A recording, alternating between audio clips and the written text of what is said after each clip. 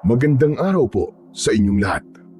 Ang kwentong inyong mapapakinggan ay tungkol sa binatang si Jordan na nagtungo sa Isla Pulang Buwan upang hanapin ang nawawala niyang kapatid. Sa islang yun ay makikilala niya si Kapitan Rigor na walang pag-aalinlangan tinulungan siya sa kanyang paghahanap. Ngunit habang tumatagal, si Jordan sa islang yun ay unti-unting nakakaramdam ng kakaiba sa mga taong naninirahan sa Isla Pulang Buwan. Ano-anong sikreto kaya ang matutuklasan Jordan sa isla na yun? Mahahanap ba niya ang nawawala niyang kapatid? At magagawa ba niyang makaalis sa islang yun ng buhay sa oras na malaman niya na yun ay isla na pinamumugaran ng mga aswang? Ngunit bago po ang lahat mga idol, huwag po nating kalimutan mag-subscribe at i-hit ang notification bell sa aking YouTube channel na Apong Isaak at The Voice Addict para sa mas marami pang makapigil hiningang kwentong aswang at katatakutan mula sa mundo ng kababalaghan. Umpisahan na po natin ang kwento. Bro, sigurado ka na ba talaga sa gagawin mo to? Talagang pupunta ka sa islang yun ng mag-isa? Hindi ba inaaya kita pero ayaw mo? Kaya ako na lang, Benjo. Sakto kasi na sa makalawalang anniversary namin ni John eh. Kilala mo naman yun, di ba? Ayaw nun na may napapalampas na special occasions. Aawain na naman ako nun, panigurado eh. Kaya nga ako na lang, di ba? Basta, ikaw na munang bahala sa bahay ko. Nasa iyo naman ang susi at kukunin ko na lang kapag nakabalik na ako. Yung aso ko huwag mong kalimutan. Pakainin mo Bro, hindi ka na ba talaga mapipigilan? Kasi para bang… Bro, ano kaya kung ipaubaya mo na lang yun sa mga pulis? Hayaan mo na silang maghanap sa kuya mo. Mga pulis na wala namang ginagawa para hanapin si Kuya Austin. Bro, 1 buwan nang nawawala si Kuya. Kailangan ko ng kumilos ba? Pati parents namin nag-aalala na dahil sa kanya eh. Nasa maliit na pantalan ang magkaibigang Jordan at Benjo ng madaling araw na yun. Inihatid si Jordan doon ni Benjo gamit ang kotse nito. Hinintay lang ni Jordan ang bangka na maghahatid sa kanya. Doon na nga sa Isla Pulang Buwan. Ang isla kung saan huling pumunta ang kanyang nakatatandang kapatid na si Austin. Si Austin ay isang pulis na pinadala sa Isla Pulang Buwan dahil may mga tao na nagpunta roon na nawawala rin. Ngunit nang ang kapatid niya ang magpunta roon para mag-imbestiga, ay isa na rin ito sa mga nawawala. Dumulog sila sa mga pulis para humingi ng tulong, ngunit tila ang mga yon ay takot na magpunta sa naturang isla at matulad sa sinapit ng kapatid ni Jordan.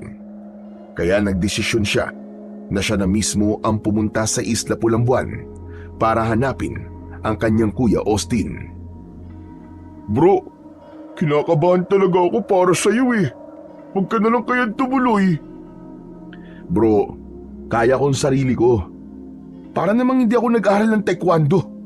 Alam kong delikado tong gagawin ko dahil hindi ko alam ang dadatnan ko sa islang yun.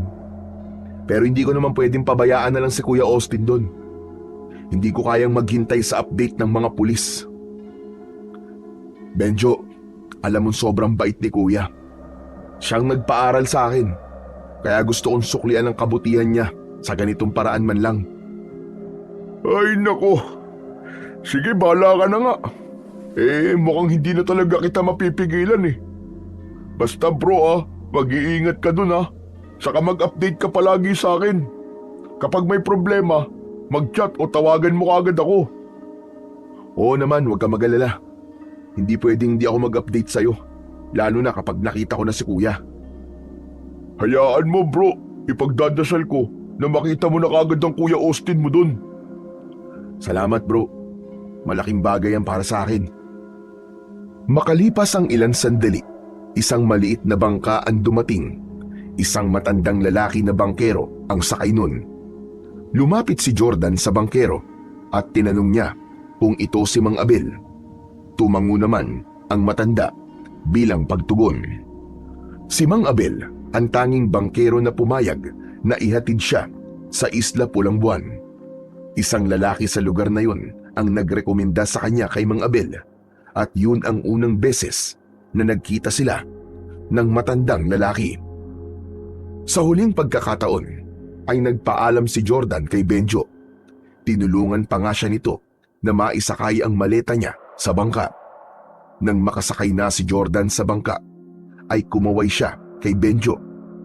Hanggang sa binuhay na ni Mang Abel ang motor ng bangka at umandar na yon, palayo sa pantalan. Habang paliit ng paliit si Benjo sa paningin ni Jordan, ay palaki naman ng palaki ang pag-asa niya na makikita niya na sa wakas ang kanyang nawawalang kapatid. Tiwala siya na magiging matagumpay ang paghahanap niya sa kanyang kuya. At kung papalarin, ay baka maging ang iba pang nawawala sa islang yon ay matagpuan din niya. Tahimik lang si Mang Abel habang nakatingin sa malayo. Ang binatang si Jordan naman ay nagsalita upang hindi mapanisan ng laway. Mang Abel, totoo bang 2 oras ang biyahe natin bago tayo makapunta sa Isla Pulang Buwan? Tumingin si Mang Abel sa kanya at tumango. Matagal din po pala, no? Kung ganun, mag-uumaga na pala tayong makakarating doon. Pero kapag nagugutom po kayo o nauuhaw, magsabi lang po kayo sa akin. May baon naman po akong pagkain at saka tubig. Muling tumango si Mang Abel habang seryoso itong nakatingin kay Jordan. Medyo nakaramdam ng pagkailang si Jordan dahil tila ayaw makipag-usap ni Mang Abel sa kanya. Pero dahil likas na kay Jordan ang matanong dahil sa trabaho niya bilang reporter, ay patuloy pa rin siya sa pagtatanong. Mang Abel, tanong lang po, matagal na po ba kayong bangkero? Hindi sumagot ang matanda sa kanya. Nanatili lang itong nakatingin kay Jordan. Tikom ang mga bibig at kahit konting ngiti ay wala siyang natanggap mula rito. Mang Abel, bakit hindi po kayo nagsasalita? Ayaw niyo po ba akong kausap? Para po kayong pipi niyan eh. Mas naging matiim ang titig ni Mang Abel kay Jordan. Bahagya siyang kinabahan dahil doon, hanggang sa marahang ibinuka ni Mang Abel ang bibig nito at nanlaki ang mga mata niya nang malaman na putol pala ang dila ng matanda. Para siyang kinain ng lupa. Hiyang-hiya siya dahil sa huli niyang sinabi. Naku, pasensya na po, sorry po. Sorry po, Mang Abel. Hindi ko naman po alam na pipi po talaga kayo. Sana po hindi po kayo na-offend sa sinabi ko kanina. Pasensya na po talaga. Dahil sa kahihiyan, ay mas pinili na lang ni Jordan ang manahimik. Pinagsawa na lang niya ang kanyang mata sa napakalawak na karagatang nakapaligid sa kanila. Isang malalim na paghinga ang pinakawalan niya. Tahimik siyang nagdasal na sana ay buhay pa niyang makikita ang kanyang kapatid. Ngunit kahit may ilang nagsabi na patay na ang kapatid niya, ay hindi siya naniniwala roon. Nararamdaman niya na buhay pa ito at sigurado siya na aalis siya sa Isla Pulang Buwan na kasama ang kanyang kuya Austin. Matapos ang 2 oras na biyahe sa dagat gamit ang bangka, ay natanaw na sa wakas ni Jordan ang isang isla. Pahabayon at maraming puno. Sumisilip na ang araw sa silangan, kaya kahit paano ay may liwanag na sa paligid. Tatanungin niya sana si Mang Abel kung yun na ba ang Isla Pulang Buwan, ngunit napagtanto niya na hindi rin siya nito masasagot. Nang dumaong ang bangka sa dalampas na may pinong puting buhangin, ay hindi napigilan ni Jordan ang humanga sa gandang taglay ng isla. Banayad ang hampas ng alon sa pampang na parang musika sa kanyang pandinig. Maraming punong kahoy at nyog sa isla. Ang buong isla ay tila isang paraiso. Ang mga bahay na nakikita ni Jordan ay puro gawa sa kawayan at sa pawid. Unang ibinaba ni Mang Abel ang maleta ni Jordan. Nang bumaba na si Jordan sa bangka, ay nagtaka siya nang biglang hawakan ni Mang Abel ang braso niya. May takot sa mga mata nito habang marahang umiiling. Hindi na intindihan ni Jordan ang ibig sabihin na yon ni Mang Abel, kaya ngumiti na lang siya rito. Inilabas niya ang kanyang wallet at iniabot niya rito ang bayad niya. Naku Mang Abel, munti ko na makalimutan ang bayad ko sa inyo ah. Dinagdagan ko na po yan ah. Basta balikan niyo po ako rito sa susunod na linggo. Ganitong oras din po. Maraming salamat po Mang Abel. Tinapik ni Jordan ang balikat ng matanda, pero hindi pa rin ito binitiwan ang braso niya na para bang pinipigilan siya nito. Mang Abel, okay na po, salamat po. Kailangan ko pa po maghanap ng matutuluyan dito sa isla eh. Si Jordan na mismo ang nag-alis ng kamay ni Mang Abel at saka siya naglakad papunta sa kinaroroonan ng kanyang maleta. Hanggang sa sumakay na si Mang Abel sa bangka at hinintay niya itong makaalis bago niya binuhat ang kanyang maleta at naglakad. Hindi nagtagal ay nakarating si Jordan sa parte ng isla kung saan marami na ang mga bahay. May mangilang-ngilang tao siyang nakita. Ang mga batang naglalaro ay biglang tumigil at napatingin lahat sa kanya na parang nagtataka kung sino siya. Ang mga matatandang babae naman sa tabi ng kalsada habang abala sa pagbibilad ng isda ay unti-unting tumigil sa ginagawa at sumulyap sa kanya na para bang pinag-aaralan siya mula ulo hanggang paa. Sa bawat bahay na kanyang nadaraanan ay may mga taong nakasilip sa bintana na halatang sa kanya nakatingin. Pambihira na yan. Ganito ba talaga kabihira ang ibang tao sa islang to? Kaya para akong artista kung tignan nila. Idinaan na lamang ni Jordan sa biro ang kakaibang nararamdaman niya. Hindi siya komportable na halos lahat ng mga mata ng taong naroon ay nakapako sa kanya. Nahiya na tuloy siyang magtanong kung saan ang barangay hall upang makahingi siya ng tulong sa namumuno sa isla na yon sa paghahanap sa kanyang kapatid.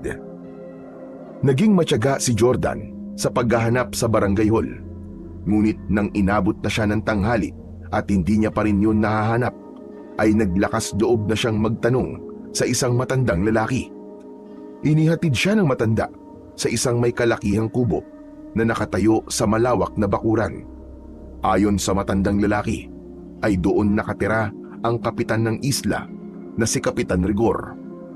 Umalis na kagad ang matandang lalaki habang si Jordan ay naiwan sa tapat ng nakasaradong pinto ng bahay. Kakatok na sana siya ng isang binatilyong may dalang itak ang lumabas mula sa gilid ng bahay. Madungis ito at may payat na pangangatawan. Nagkatitigan sila at maya-maya pa ay ngumiti si Jordan. Magsasalita na sana si Jordan pero inunahan siya ng binatilyo. Dayo ka? Umalis ka rito. Napaatras si Jordan nang marahang lumapit ang binatilyo. Natakot siya sa dala nitong itak. Sandali lang boy. Hindi ako masamang tao. Kailangan ko lang makausap si Kapitan Rigor. Sinabi nang umalis ka na. Lisanin mo na ang isla to habang may oras ka pa. Hanggang sa bumukas ang pinto ng bahay. Mula roon ay lumabas ang isang matangkad na lalaki na may matipunong pangangatawan. May makapal itong bigote at maangas na muka. Matias, bakit mo tinatakot ang bisita sa ating isla? Bumalik ka na sa likod at tapusin mo na ang ginagawa mo ron. Tinapunan siya ng matalim na tingin ng binatilyo bago ito bumalik sa likod ng bahay, habang ang lalaki ay magiliw na hinarap si Jordan. Pasensya ka na sa ampungpun si Matias. Ganun talaga yon. Galit sa mga dayo sa islang ito. Kaya nga po Akala ko nga po tatagain na niya ako Hindi naman siya nananakit. Sadyang nakakatakot lang para sa mga hindi nakakakilala sa kanya ang kilos at pagsasalita niya. Oo nga pala, ngayon lang kita nakita rito.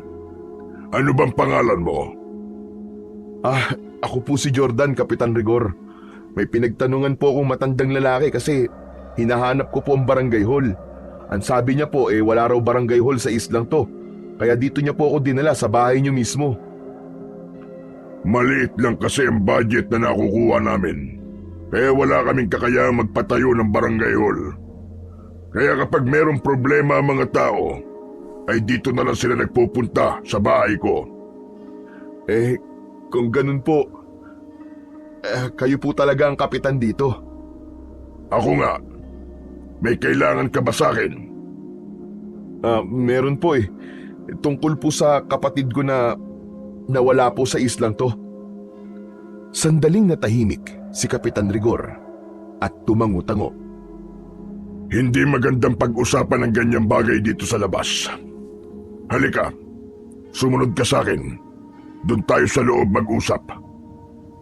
Nang pumasok si Kapitan Rigor sa bahay, ay sumunod dito si Jordan. Pagpasok ni Jordan sa loob ng bahay ni Kapitan Rigor, ay sinalubong siya ng malamig na simoy ng hangin na nanggagaling sa mga bintanang nakabukas. Maluwag ang espasyo sa loob at ang sahig ay gawa sa malalapad na kahoy na makinis at makintab. Bagamat simple ang kabuuan ng bahay, ay may kakaibang pakiramdam si Jordan. Parang biglang bumigat ang kanyang pakiramdam. Pinaupo siya ni Kapitan Rigor. Tumalima si Jordan at umupo ang kapitan sa mahabang upuan na katapat niya. Saan ka pala galing, Jordan? Sa Maynila pa po. Napakalayong lugar. Mabuti at nakarating ka rito. Kaya nga po ang haba po ng biniyahe ko. Bukod sa 2 oras ng bangka, bumiyahe pa po ako ng mahigit 7 oras bago makarating dun sa Pantalan, kung saan sinundo ako ng bangka. Kung ganoon ay malamang pagod ka na. Nagugutom ka ba? May pagkain kaming natira nung nagtanghalian kami. Ipaghahain muna kita kung gusto mo. Hindi na po. Hindi naman po ako nagugutom, Kapitan. Huwag na po kayo mag-abala. Sige po, kahit ano na lang, kahit tubig na lang po. Sandali lang, at uutusan ko lang si Matias. Matias! Matias! Kumuha ka nga ng 1 basong tubig. Bilisan mo! Medyo nabahala si Jordan sa paraan ng pag-uutos ni Kapitan Rigor. Para kasi itong galit na hindi niya mawarian. Hindi nagtagal ay lumapit sa kanila ang binatilyong si Matias. Nang ipatong nito ang 1 baso ng tubig sa maliit na lamesa sa gitna, ay napansin ni Jordan na may mga sugat sa kamay si Matias. Kinuha ni Jordan ang baso at ininom ang kalahati ng laman nun. Balik na tayo sa dahilan kung bakit ka nagpunta dito sa aming isla. Ang sabi mo ay nawawala rito ang kapatid mo. Tama ba? Tama po kayo. Ang totoo po niyan, isa po siyang pulis. Ang pangalan niya po ay Austin Reyes. May natatandaan po ba kayong bumisita rito na meron pong ganung pangalan? Sandaling nag-isip si Kapitan Rigor. Maya-maya pa ay muli itong nagsalita. Ang totoo ay may mangilan-ngilan ngang mga pulis na nagpunta rito para hanapin ang iba pang nawawalan dayo sa lugar na ito. Sa dami ng mga pulis, ay wala akong natatandaan sa mga pangalan nila. Pasensya na, pero madali akong makalimot pagdating sa mga pangalan ng mga tao. Inilabas ni Jordan ang cellphone niya upang ipakita kay Kapitan Rigor ang litrato ng kanyang kuya. Ito po, Kapitan. May picture po ako ng kapatid ko. Baka po sa muka ay matandaan niyo po siya. Pasensya na, Jordan. Pero hindi ko talaga siya natatandaan. 1 buwan na po ang nakakaraan nang magpunta po siya rito sa isla niyo. Tapos po, hindi na po siya nakabalik. Ang sabi po ng mga katrabaho niya ay nawawala na siya. Kung nandito siya sa Isla Pulang Buwan, ay madali lang natin siya mahanap. Hindi ganun kalaki ang isla ito at iilan lang ang mga taong nakatira rito. Kaya naman po inahanap ko po kayo, Kapitan. Kasi po magpapatulong po sana ako sa inyo sa paghahanap po sa kapatid ko. Kapitan, parang awa niyo na po. Kayo lang po ang alam kong pwedeng makatulong sa akin. Hindi mo kailangan magmakaawa sa akin, Jordan. Kahit dayo ka rito, ay tutulungan kitang hanapin ang kapatid mo. Oo nga pala, may matutuluyan ka na ba habang nandito ka sa isla? Yun na nga po eh. Isa pa po yan sa problema ko. Maghahanap pa po ako, Kapitan eh. Sana po meron akong mahanap bago dumilim. Dito ka na lang sa bahay ko tumuloy habang nandito ka. Bukas ang tahanan ko para sa mga dayong kagaya mo. Po, sigurado po ba kayo, Kapitan? Sigurado ako, Jordan. Tsaka wala ka rin mahanap na matutuluyan dito sa isla. Wala ritong resort o kaya ay hotel. Ang totoo, ay plano sana naming palawigin ang turismo dito sa isla. Pero hindi namin magawa dahil halos taon-taon ay merong mga taong nawawala rito. Iniisip tuloy ng marami na isinumpa ang Isla Pulang Buwan kahit parang paraiso ang lugar na ito. Sinang-ayunan naman ni Jordan ang sinabi na yon ng Kapitan. Tunay nga na malaparaiso ang Isla Pulang Buwan. At sigurado siya na dadagsa roon ang mga turista kung wala lang nakakabit na misteryo sa islang yun. O paano, iho? Dito ka na muna tumuloy sa bahay ko. Sige po. Maraming salamat po talaga, Kapitan. 1 linggo lang naman po ako rito. Kapitan, magkano po pala ang dapat kong bayaran? Iho, hindi hotel ang bahay ko para magbayad ka. Libre lang ang tulong ko na to sa'yo. Pero Kapitan, nakakahiya naman po. Huwag ka nang mahiya. Isipin mo na lang na bisita ka namin. Halika na. Dadalhin na kita sa magiging kwarto mo para makapagpahinga ka na. Tumayo si Kapitan Rigor at sumunod naman si Jordan. Dinala siya nito sa isang silid na malapit sa kusina. Sa halip na pinto ay isang makapal na kurtinang kulay itim lamang ang nagsisilbing tabing sa pintuan. Maliit lang ang espasyo ng kwarto. Meron dumpapag para sa isang tao na may nakalatag na banig. Meron dong isang unan at kumot. Sa tabi ng papag ay may maliit na mesa kung saan may nakapatong na lampara. Sa gawing kaliwa ng kwarto ay may maliit na bintanang kawayan. Pasensya ka na at maliit lang ang bakanting kwarto dito sa bahay ko. Nako Kapitan, ayos na po ito. Kahit maliit po, mukhang maaliwalas naman po eh. Siya nga pala, walang kuryente dito sa isla ha. Kaya kapag gabi na, ay sindihan mo na lang yan lampara. Wala kaming aircon o kahit electric fan. Pero huwag ka mag-alala, kasi malamig ang klima dito sa isla, lalo na kapag sumapit ang gabi. Kapag gagamit ka naman ng banyo, ay nasa likod lang ng bahay ang palikuran. May balon doon. Ikaw na ang bahalang umigib ng tubig. O sige, iiwan na muna kita nang sa ganun ay makapagpahinga ka na. Muling nagpasalamat si Jordan kay Kapitan Rigor. Nang lumabas na ito ng kwarto, ay inilagay niya ang maleta sa isang sulok. Umupo siya sa gilid ng papag habang hawak ang kanyang cellphone. Tinignan ni Jordan ang litrato ng kanyang kuya Austin sa cellphone niya at muli siyang inatake ng lungkot at pag-aalala. Unang araw pa lang niya sa isla ay naramdaman na niya na mahihirapan siyang hanapin ito dahil mismong ang kapitan na ay hindi kilala ang kanyang kapatid. Huwag ka mag-alala, kuya. Hahanapin kita at hindi ako papayag na hindi kita kasamang uuwi sa bahay ni na mama at papa. Ipinatong ni Jordan ang cellphone sa tabi ng lampara at humiga na siya. Dahil sa labis na pagod ay mabilis siyang nakatulog. Madilim na nang magising si Jordan. Ang plano niya sana ay idlip lang ang gagawin niya.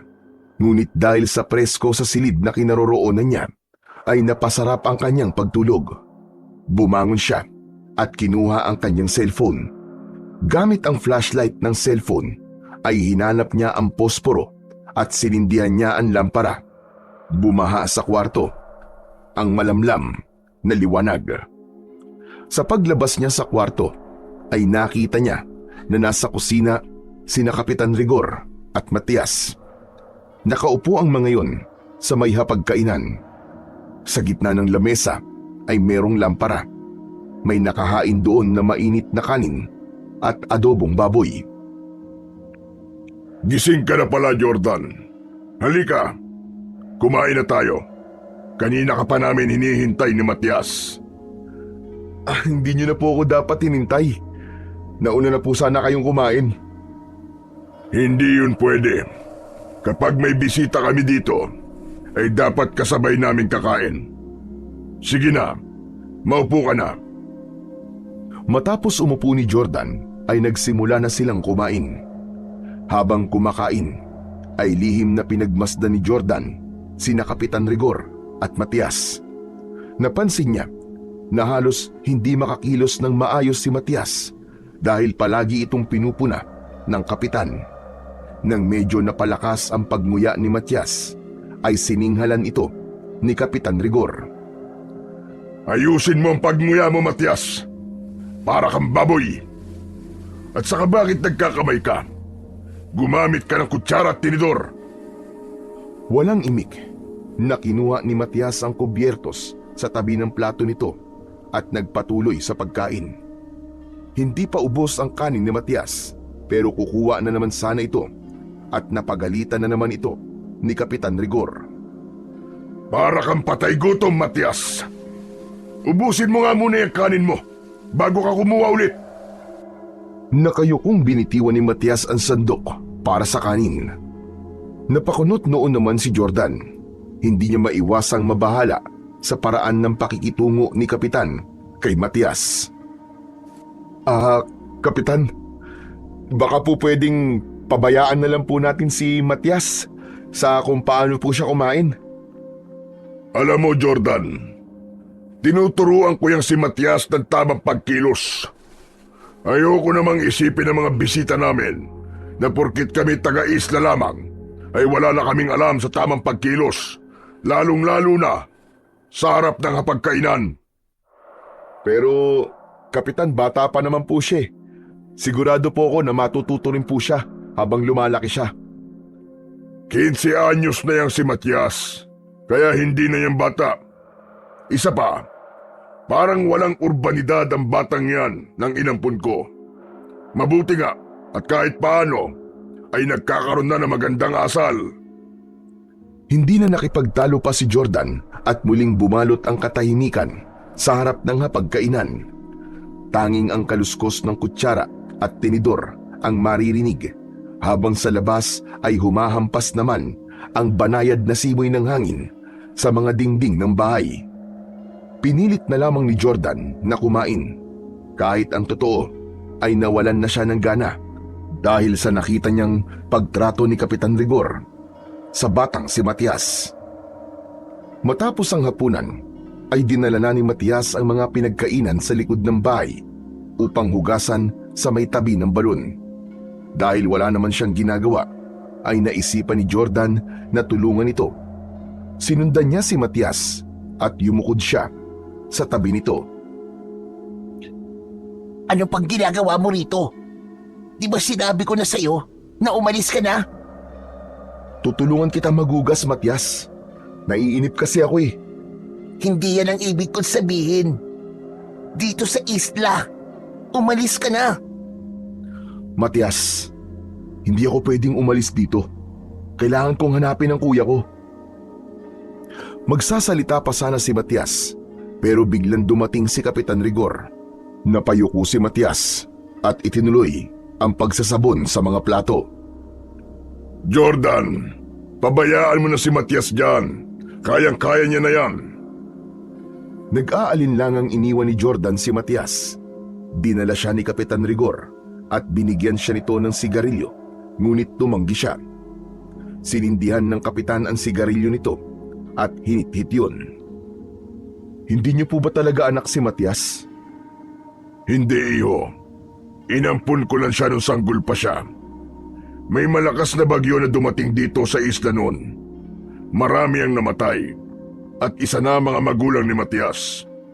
Dahil wala na mag-aalaga sa kanya, ay ako na ang umako ng responsibilidad na dapat ay ang nanay at tatay niya ang magdadala. Kawawa naman bata. Pasensya na po pero makikialam na po ako. Pero sa tingin ko po, ay mali na palagi niyo po siyang sinisigawan.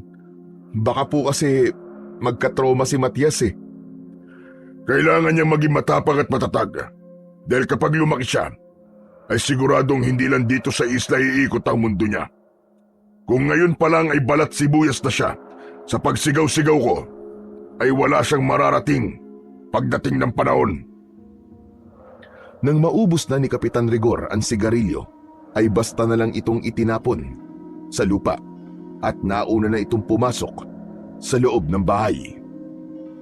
Habang si Jordan naman ay nanatili roon. Mula sa bulsa nito ay inilabas niya ang kanyang cellphone. May isang baraan signal niya at alam niyang sapat na yun para matawagan niya ang kaibigang si Benjo. Ngunit nang pipindutin niya na ang call button ay may nakita siyang dalawang babae at isang lalaki na papalapit sa kanya. Kinilabutan siya dahil kakaiba ang itsura ng mga yun. Mabalasik ang mga muka ng tatlo at namumula ang mga mata. Lumalabas mula sa bibig ng mga yun ang malapot na laway. Nakabuka ang kamay ng tatlo at mas lalo siyang natakot dahil sa matutulis na kuko na meron ang mga yun. Napaatras si Jordan dahil nakaramdam siya ng panganib. Sino kayo? Teka, bakit ganyan ang mga itsura niyo? Pag-angil lang ang nakuwang sagot ni Jordan sa tatlo. Patuloy pa rin ang mga yun sa marahang paglapit sa kanya. Hanggang sa lumabas si Kapitan Rigor at ito ang humarap sa tatlo. Hoy, kayong tatlo! Umalis kayo rito at huwag niyong ginugulo ang aking bisita. Alis! Umuwi na kayo sa inyong mga bahay. Tila takot na tumakbo nang mabilis ang tatlo palayo. Kahit paano ay nakahinga ng maluwag si Jordan. Nang humarap sa kanya si Kapitan Rigor, ay agad niya itong kinausap. Pambihira. Nakakatakot naman po yung tatlong yun, Kapitan. Bakit po ganun ang itsura nila? Para silang mga halimaw. Halimaw? Normal lang naman ang mga mukha nila. Hindi po, Kapitan. Yung mukha po nila parang lukot. Tapos ang tutulis pa po ng mga kuko nila. Tapos ang mata, ang pupula. Napailing si Kapitan Rigor, sabay tawa. Hay nako, Jordan. Mukhang pagod ka pa yata sa biyahe mo papunta rito sa Isla Pulambuan. Dahil kung ano-ano nakikita mo eh. Normal lang ang mga itsura nila. May mga ilang tao lang talaga dito sa isla na natutuwa kapag may dayo. At wala silang ibang gagawin kundi ang kausapin ka at piliting kanila magkwento ng kung ano-ano tungkol sa syudad. Pinalis ko na sila kasi alam kong ganun nga ang gagawin nila sa'yo. Pero Kapitan, sigurado po ako sa nakita ko kanina. Jordan, sa tingin mo ba ay lolokohin kita? Sige na, matulog ka na at magpahinga para umayos na yung paningin mo. Sige po, Kapitan. Baka nga po tama kayo. Baka nga po pagod lang to. Naguguluhan na pumasok si Jordan sa bahay at dumiretso sa kanyang kwarto. Pagkahiga niya sa papag ay napatitig siya sa kawalan habang iniisip kung namalikmata lang ba siya o totoong mga halimaw ang mga taong nakita niya sa labas kanina. Nakatulog na lang siya nang hindi nahahanap ang kasagutan sa gumugulo sa kanyang isipan. Kinaumagahan ay maagang nagising si Jordan. Pagkalabas niya ng silid, ay nadatnan niyang gising na rin si Kapitan Rigor at Matias. Matapos ang almusal, ay inaya si Jordan ni Kapitan Rigor na hanapin ang kanyang kuya Austin. Nawala na sa isip ni Jordan ang nangyari nung nakaraang gabi dahil ang nasa isip niya ay ang hanapin ang nawawala niyang kapatid. Naglakad sila papunta sa kabahayan at bawat taong nakakasalubong nila ay tinatanong nila at ipinapakita naman ni Jordan ang litrato ng kapatid niya na nasa kanyang cellphone. Nagbahay-bahay din sila pero lahat ng napagtanungan nila ay walang nakakakilala sa kanyang kapatid. Habang patuloy ang kanilang pag-iikot, ay napansin ni Jordan na pasimple at pailalim pa ang tingin sa kanya ng mga tao sa isla. Kahit nakatalikod siya, ay ramdam niya ang napakaraming mga matang nakasunod sa kanya. Pagsapit ng alauna ng hapon, ay umuwi na sina Jordan. Pagod na pagod siyang umupo habang si Kapitan Rigor ay nagtungo sa kusina. Pagbalik nito sa sala, ay inabutan siya nito ng isang baso ng tubig. Tinanggap yun ni Jordan pero hindi niya kagad ininom. Jordan, bukas na tayo magpatuloy sa pagtatanong sa mga tao. May mga kabahayan pa sa dalampasigan na hindi pa natin napupuntahan. Nagtataka lang po ako, Kapitan. Bakit po kahit isa ay walang nakakakilala sa kuya ko? Sigurado po ako na dito po siya nagpunta para mag-imbestiga. Imposible naman po na walang makakaalala sa mukha niya. Alam mo kasi, mainit kami tumanggap ng bisita dito sa isla. Pero ang buhay namin ay nakatuon pa rin sa mga gawain namin. Marami kaming kailangang gawin para may maihain kaming pagkain sa aming mesa. Kaya madalas ay nakakalimutan na namin ang mukha at pangalan ng mga taong dumadayo dito. Parang gusto ko na po tuloy mawalan ng pag-asa. Kung walang nakakakilala kay kuya, ay mahihirapan po tayong mahanap siya o malaman po kung ano nangyari sa kanya. Huwag kang mawalan ng pag-asa, Jordan. Maging matyaga ka lang. Kapag wala talaga siya rito sa isla, ay tutulungan kitang hanapin siya sa mga isla na medyo malapit dito. Nako, maraming salamat po, Kapitan, ngayon pa lang. Napakabuti niyo po sa akin. Kung wala po kayo, hindi ko po alam kung paano sisimulan ang paghahanap sa kapatid ko. Sinabi ko naman sa'yo, di ba? Tutulungan kita. Hindi kita maaaring pabayaan dahil bilang bisita ka sa aking bahay, ay responsibilidad kita kahit paano. Hindi napigilan ni Jordan ang pagsilay ng matamis na ngiti sa kanyang labi. Labi siya nagpasalamat sa Diyos dahil naniniwala siya na ang nasa itaas ang gumawa ng paraan upang magtagpo ang landas nila ni Kapitan Rigor. Sa mga sumunod na 2 araw ay halos hindi na nagpahinga si Jordan. Umaga pa lang ay naglalakad na siya sa bawat sulok ng Isla Pulang Buwan. Hindi na siya nasamahan ni Kapitan Rigor sa pangatlong araw ng paghahanap dahil sa may mga kailangan itong gawin. Isa-isa niyang nilapitan ang lahat ng bahay. Kumatok siya sa bawat pinto at ipinakita ang litrato ni Austin sa kanyang cellphone. Ngunit paulit-ulit lamang ang naririnig niyang sagot sa mga tao. Hindi kilala ng mga yun ang kapatid niya. Matapos ang mahabang araw ng paghahanap, ay naupo si Jordan sa ilalim ng isang punong malapit sa baybayin habang hawak ang kanyang cellphone. Tinititigan niya ang larawan ng kanyang kuya Austin. Kuya, sana magpakita ka na sa akin. Sana alam mo na hinahanap kita. Halos lahat na yata ng tao sa islang to ay nakausap ko na. Pero bakit wala kahit isa sa kanila ang nakakakilala sa'yo na para bang hindi ka nagpunta sa islang to? Bago pa tuluyang mawalan ng pag-asa, ay tinawagan na ni Jordan si Benjo. Agad namang sinagot ng kaibigan niya ang tawag niya.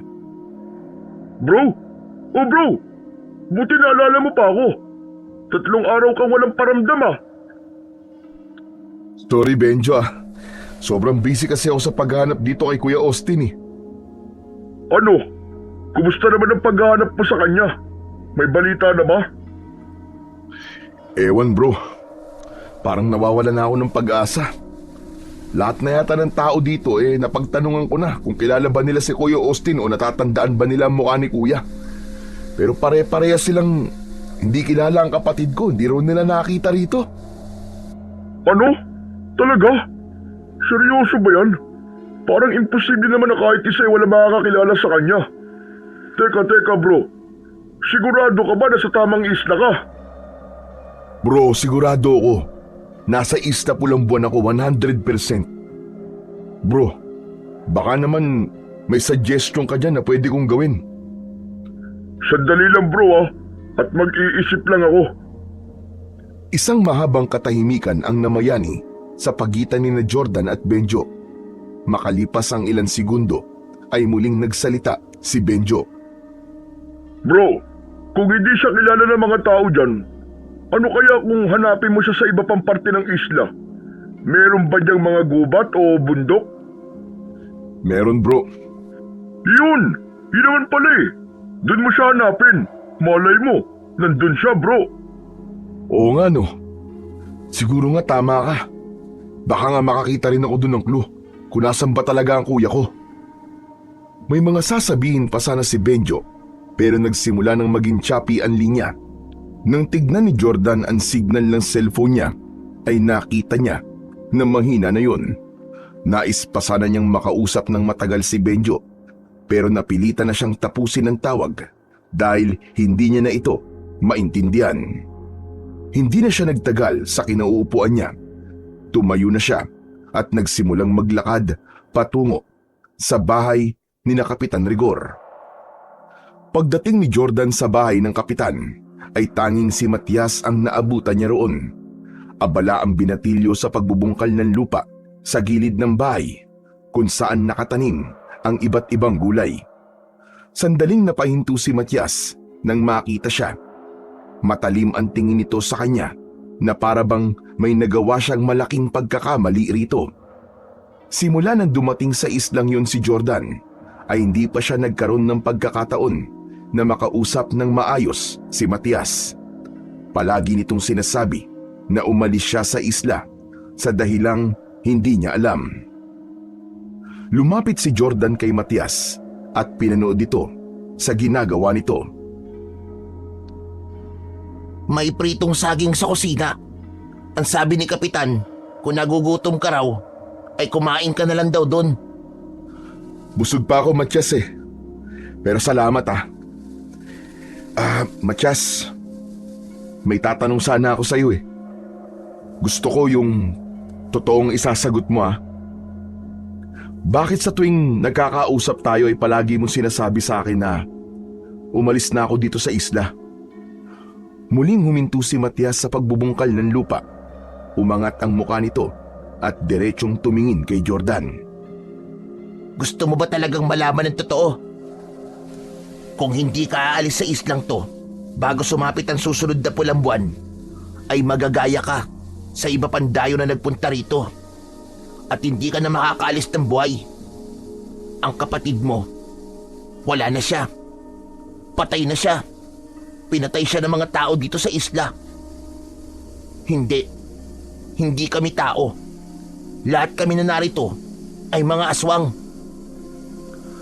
May kilabot na gumapang sa buong katawan ni Jordan sa sinabi ni Matias.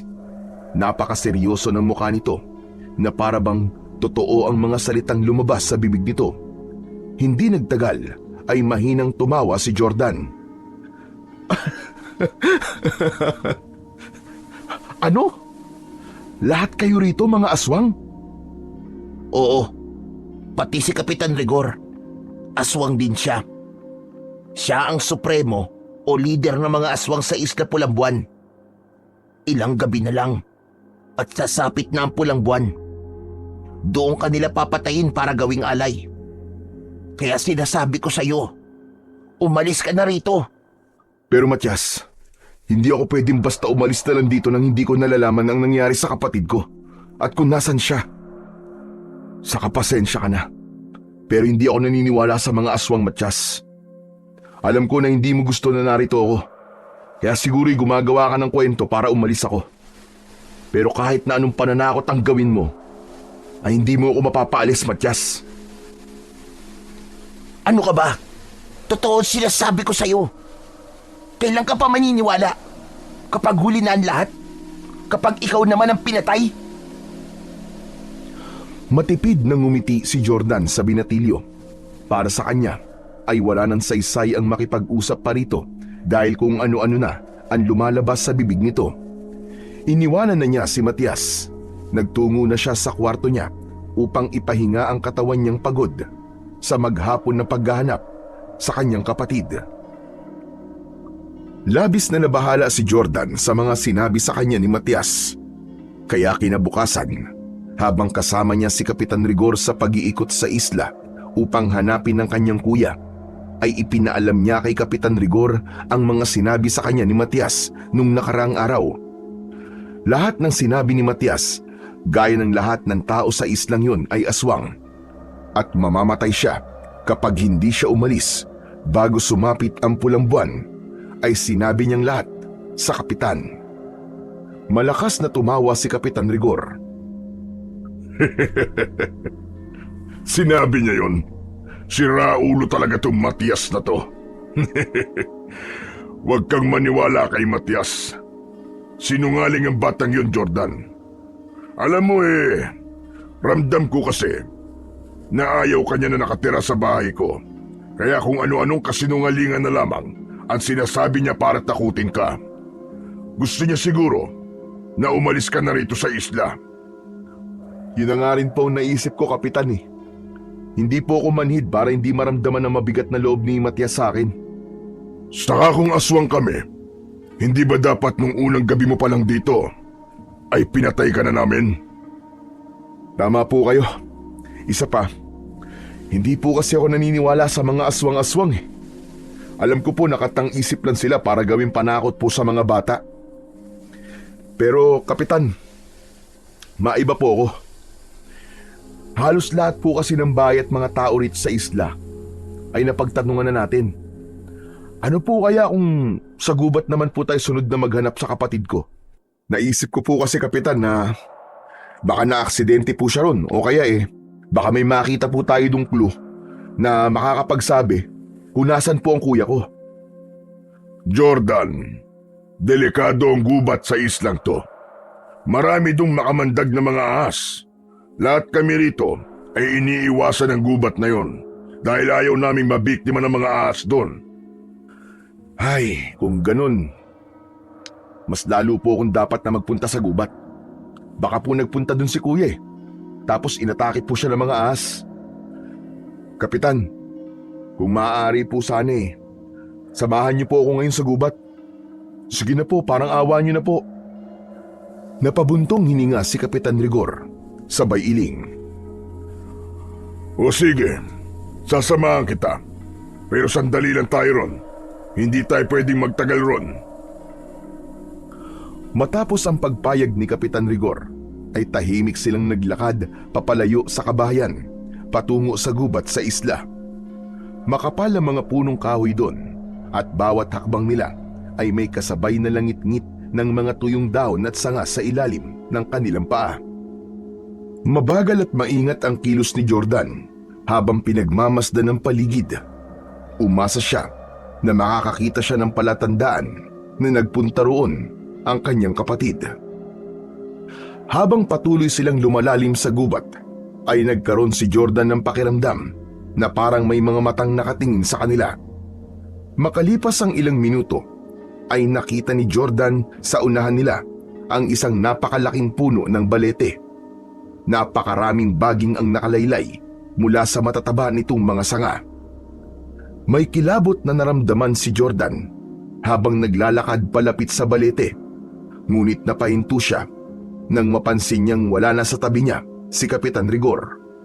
Lumingon siya sa likod at doon niya nakita si Kapitan Rigor na nakatayo ilang dipaan layo sa kanya. "O Kapitan, ano pong ginagawa niyo dyan? May problema po ba?" Umalis na tayo rito, Jordan. Ang puno ng balete na yan, iniiwasan namin dito sa isla.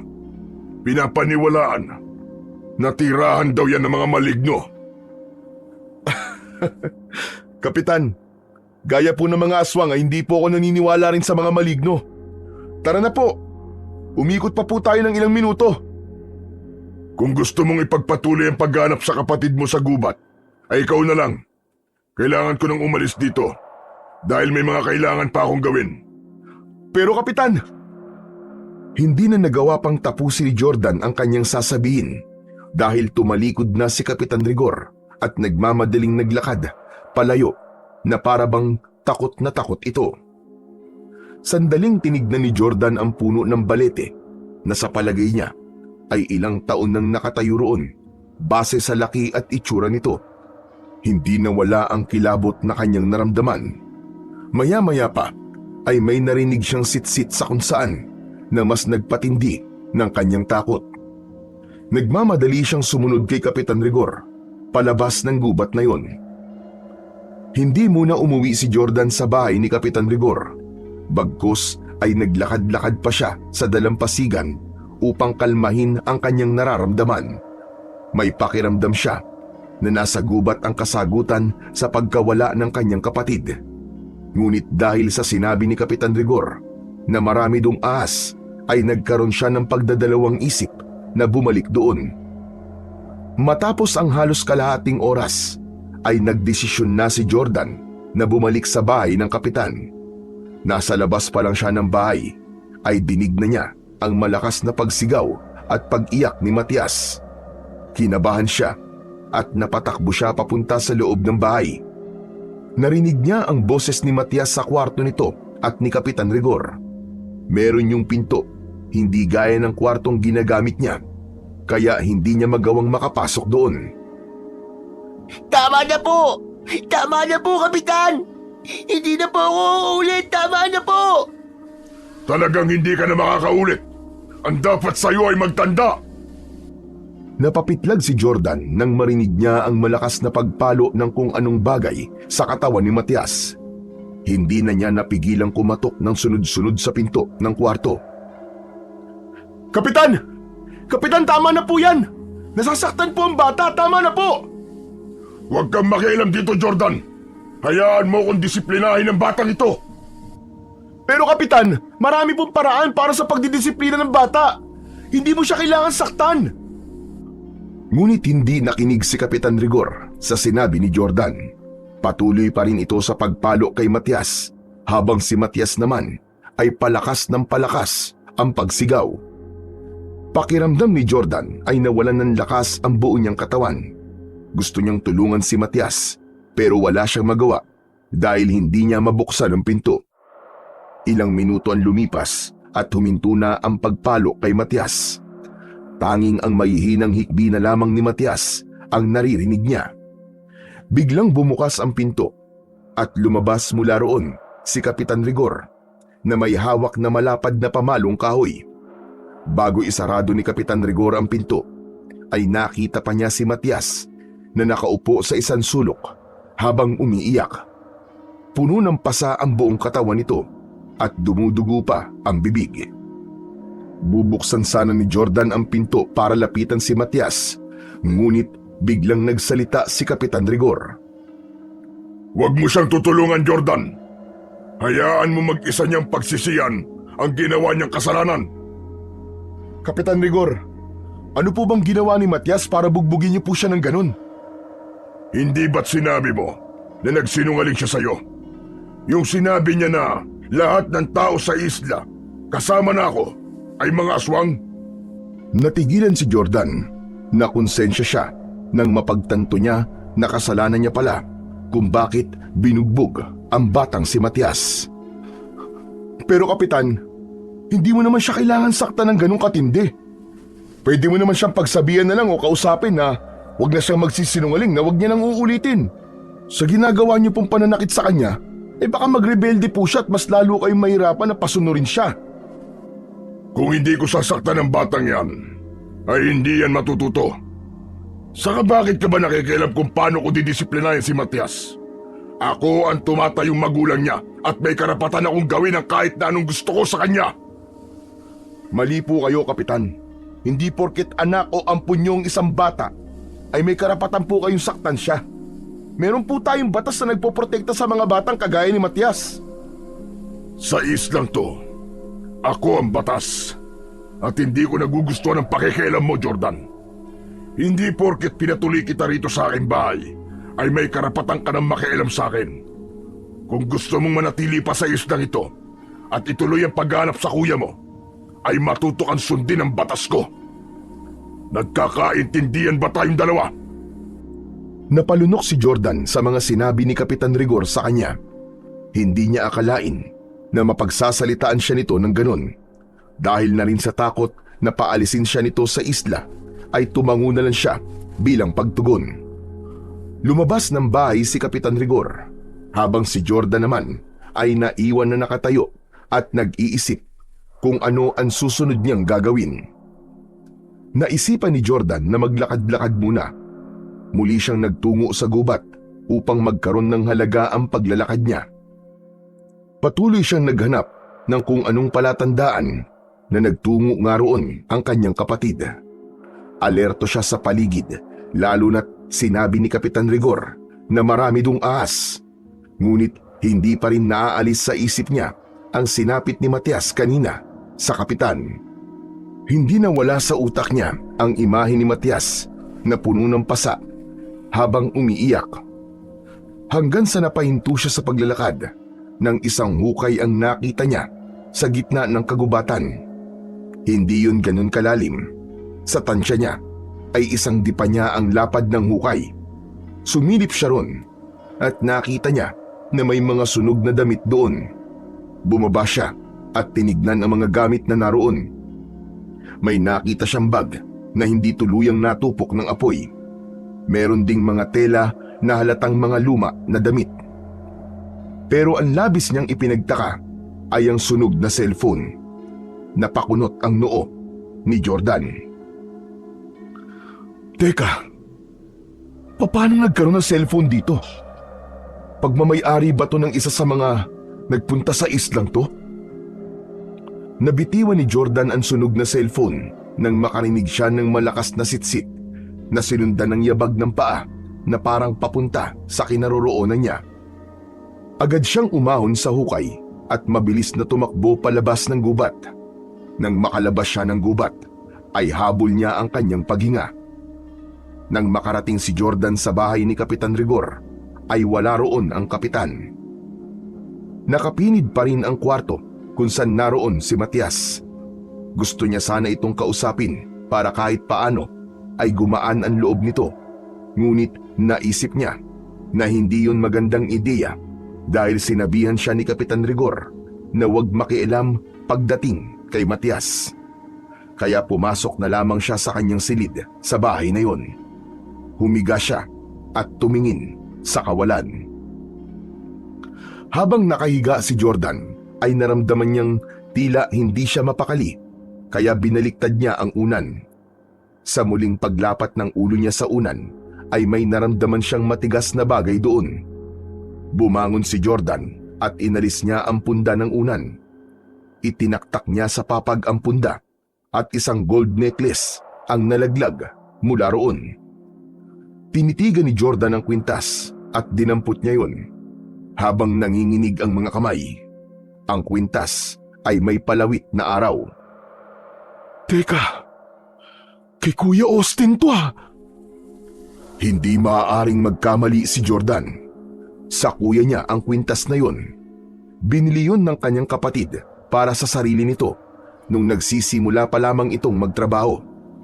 Tinignan niya ang palawit na araw at doon niya tuluyang nakumpirma na sa kapatid niya nga ang kwintas na yon dahil nakaukit sa likod ng pendant ang inisyal ng pangalan at apelyido ni Austin. Buong katawan na ni Jordan ang nanginig. Naalala niya ang mga sinunog na gamit na nakita niya sa gubat. Paano to napunta rito? Kung ang sabi ni Kapitan Rigor ay hindi niya kilala si Kuya Austin. Ibig bang sabihin, nagsisinungaling lang siya? Napalunok si Jordan. Kasunod nun ay umahangos siyang lumabas ng kwarto at kinatok ang pinto ng silid na kinaroroonan ni Matias. Matias! Matias, buksan mo ang pinto! May kailangan akong itanong sa'yo! Walang sumagot mula sa loob, kaya muling kinatok ng malakas ni Jordan ang pinto. Matias! Matias, buksan mo to! May kailangan kang sagutin ng mga tanong ko! Matias! Ngunit nanatiling nakapinid ang pinto. Hindi na nagpumilit pa si Jordan. Tumalikod na siya para hanapin si Kapitan Rigor at kumprontahin. Ngunit nang nakatalikod na siya, ay narinig niya ang pagbukas ng pinto. Muli siyang humarap at nakasilip na si Matias sa pinto habang matiim na nakatingin sa kanya. Pumasok si Jordan sa silid at isinarado niya ang pinto. Siniguro niyang nakakandado yon. Bumalik si Matias sa isang sulok at doon naupo habang nakayakap sa mga tuhod. Nilapitan ni Jordan ang binatilyong hindi makatingin ng diretsyo. Lumuhod siya sa harapan nito at ipinakita niya ang kwintas ng kanyang kuya. Matias, sa kuya ko ang kwintas na to. Bakit nakita ko to sa kwartong ginagamit ko? Paano to napunta ron? Kung ang sabi ni Kapitan Rigor ay hindi niya kilala ang kuya ko. Hindi mo pa rin ba nakukuha hanggang ngayon? Nagsinungaling lang si Kapitan Rigor sa'yo. Hindi lang siya nagsisinungaling, kundi ang lahat ng tao dito sa baryo. Ano? Anong ibig mong sabihin? Hindi ko pwedeng makalimutan si Sir Austin. Napakabait niya sa akin. Ibinigay pa nga niya sa akin ng kwintas 10 eh. Ako naglagay niyan sa unan mo. Para maniwala ka na sa mga sinasabi ko, Kuya Jordan. Totoo. Totoong mga aswang lahat na nakatira dito sa Isla Pulampuan. Maging ako ay isang aswang din. Hindi pa nga lang nagiging ganap ang pagiging aswang ko dahil wala pa ako sa hustong edad. Hindi ko alam, pero tutol ako sa pagpatay nila sa mga tao para gawing alay sa pagdating ng Pulambuan. Hindi kaya ng konsensya ko ang tradisyon namin na yun. Anong sabi mo? Teka. Ano ba yung pulang buwan? Sa Bacalawa ay pulang buwan na. Magkukulay pula ang buwan. At tuwing sasapit yun, ay nag-aalay ng isang tao sina Kapitan Rigor. At ikaw, sigurado akong ikaw ang iaalay nila. Napatda si Jordan. Pinag-isipan niya ng gusto ang mga sinabi ni Matias na para sa kanya ay mahirap paniwalaan. Hindi totoo ang mga sinasabi mo. Hindi ako naniniwala sa'yo. Sige nga, paano mo may papaniwanag na nakita mo sa bahay na tong kwintas ng kuya mo? Nagpunta sa islang to si Sir Austin kasama ang isang antingero dahil may hinala na sila na mga aswangan lang dito. Napatay nila Kapitan Rigor ang antingero bago sumapit ang pulang buwan. Kaya inilibing nila yun sa gubat. Si Kuya Austin, ano nangyari sa kanya? Hindi nakapagsalita si Matias sa tanong na yun. Kinabahan si Jordan dahil pakiramdam niya ay hindi maganda ang susunod niyang maririnig.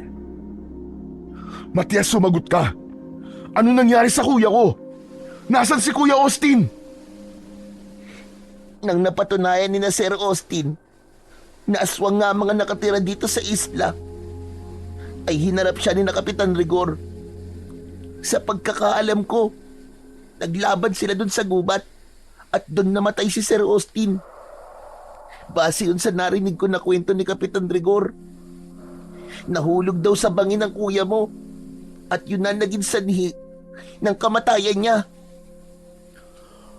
Wala nang nasabi si Jordan. Tuluyan nang kumawala ang lahat ng emosyon niya. Galit, pagtataka, puot at kalungkutan. Napahagulgul siya nang malaman niya na patay na ang kapatid niya. Ayaw niyang maging ipokrito. Sumagi na sa isip niya na may posibilidad na baka patay na nga ang Kuya Austin niya Ngunit malaki pa rin ang paniniwala niya na buhay pa ito at kasama pa niya itong aalis sa islang yun. Hinayaan lang ni Matias na umiyak ng umiyak si Jordan. Nang bahagyang humupa na ang emosyon ni Jordan, ay pinilit niyang magsalita muli. Dalhin mo ako sa katawan ng kuya ko. Kailangan ko siyang maialis sa islang to at mabigyan ng maayos na libing. Hindi ko alam kung magandang ideya yan. Baka malaman ni Kapitan Rigor na alam mo na ang totoo at naniniwala ka na sa mga sinasabi ko. Kung ganun haharapin ko si Kapitan Rigor, papatayin ko siya, gaya ng ginawa niya sa kuya ko. Wag! Hindi madaling gawin yan. Mahirap kalaban si Kapitan Rigor. Lahat na nakatira rito ay kakampi niya maliban sa akin. Siya ang puso. Siya ang puso ng mga aswang na nandito sa isla. Kung ako sa'yo, aalis talaga ako, tatakas niya ako. May itinago akong bangka sa kabilang parte ng isla. Malapit yun dun sa may ilog. Pumunta ka ron at gamitin mo ang bangkang yun para umalis. Huwag ka nang bumalik dito at kailangan mong umalis bago sumapit ang pulang buwan. Hindi ako aalis dito nang hindi ko dala ang bangkay ng kapatid ko. At hindi din ako aalis dito nang hindi ko siya naipaghihiganti. Papatayin ko si Kapitan Rigor. Huwag mo nang tangkain yan, Kuya Jordan. Umalis ka na lang dito, ano ka ba? Seryoso ako, Matias. Seryoso ako. Papatayin ko siya. Papatayin ko si Rigor. Para kay Jordan ay tapos na ang pag-uusap nilang yun ni Matias. Tumayo na siya. Palabas na siya ng pinto nang tawagin siya bigla ni Matias, kaya napahinto siya pero hindi niya ito nilingon. Kung desidido ka na talagang patayin si Kapitan Rigor, tutulungan kita. Ang totoo, siya lang ang kailangan mong patayin. Dahil kapag namatay siya, ay mamamatay na rin ang lahat ng aswang na nandito. Si Kapitan Rigor ang puso ng islang to. Kapag nawala siya, lahat ng nandito ay mawawala na rin. Teka, kapag pinatay ko si Kapitan Rigor, ibig sabihin ay kasama kanyang mamamatay? Tama ka. Pero wag mo nang intindihin yun. Ayoko na rin mabuhay pa. Ayoko nang umabot pa ako sa edad kung saan tuluyan ako magiging aswang at magiging kagaya ako ni na Kapitan Rigor. At kung kailangan mo ang tulong ko, ay sabihan mo lang ako. Tuluyan nang lumabas ng kwartong yun si Jordan. Bumalik siya sa kanyang kwarto at doon ay pinagmasdan niya ang kwintas ng kanyang kuya Austin. Hindi niya napigilang umiyak.